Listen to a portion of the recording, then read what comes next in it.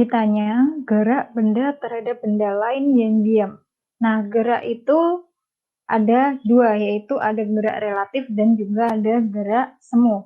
Nah, sebelum kita ke sana, kita harus tahu dulu pengertian dari gerak. Jadi, yang pertama, gerak itu adalah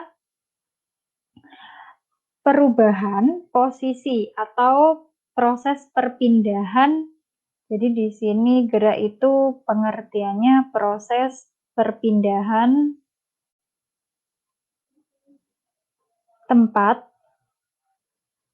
dari posisi awal ke posisi akhir. Dari posisi awal ke akhir. Atau ke posisi terakhir. Atau ke posisi akhir. Nah, karena kita udah tahu bahwa gerak itu suatu perpindahan, nah makanya kita lihat dari sifatnya gerak, itu ada dua. Yang pertama yaitu ada yang disebut dengan gerak relatif. Jadi gerak relatif adalah gerak benda yang dilihat dari suatu titik acuan tempat benda itu dibandingkan.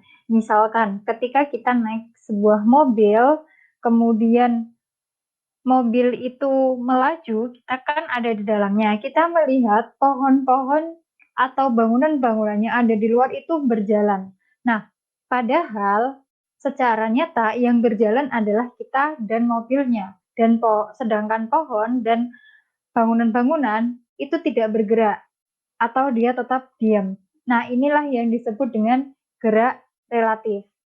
Jadi gerak benda terhadap benda lain yang diam itu disebut dengan gerak relatif.